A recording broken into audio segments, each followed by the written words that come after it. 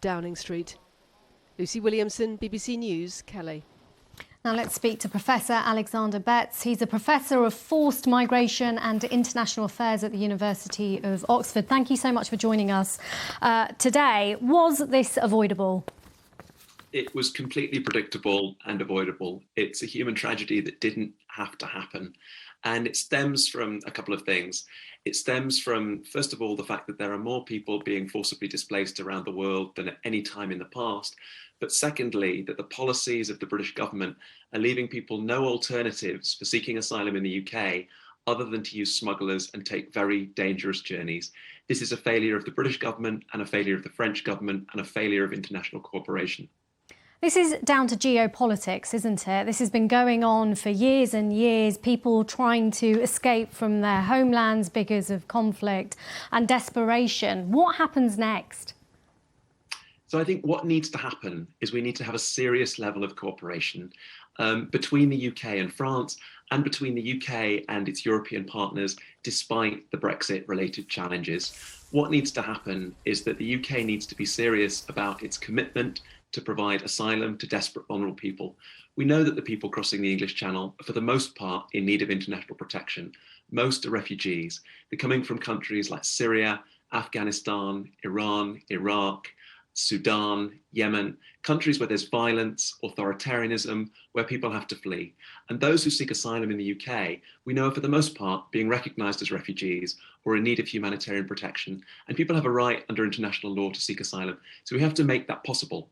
One way, for instance, of doing that, amongst others, would be for the UK to say, let's provide safe passage to a certain quota of refugees recognised in France or Europe to come to the UK. We have to share that responsibility in a way that's serious and cooperative.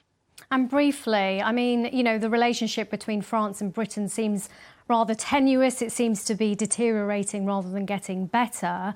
I mean, you know, what are your hopes here? I mean, without stating the obvious, hoping that relationship perhaps gets better. I mean, but what do you think really does need to happen in order to perhaps help these people who are so desperate at the moment?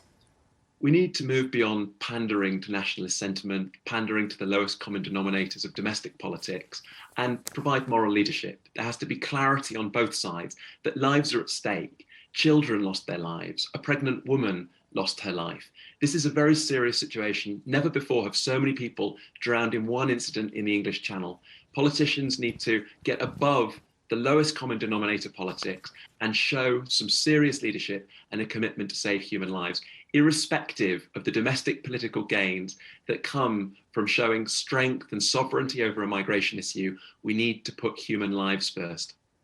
And just very, very briefly, I mean, there are those who will be saying, well, you know, we wanted to close our borders here in the UK. We voted for Brexit. I mean, what would you say to those people who are saying that, you know, these people shouldn't be coming over in the first place? I think it was a misleading expectation to believe that Brexit would lead to us being able to close our borders. And I think it would be a very sad indictment to, for instance, Britain's proud history of protecting refugees if we saw Brexit as a way to no longer take in desperate, vulnerable people fleeing human rights abuses. And I think finally it's worth stressing that the numbers are relatively small. The numbers over the last year of asylum seekers coming to the UK have been 37,000. And that's in the context of a world with 82 million displaced people, about 26 million refugees. There are countries like Turkey with 3.7 million refugees, like Colombia with 1.7 million. We have relatively few, and those that come can actually make a contribution to our economy and our society. Professor Alexandra Betts, we really appreciate your time. Thank you.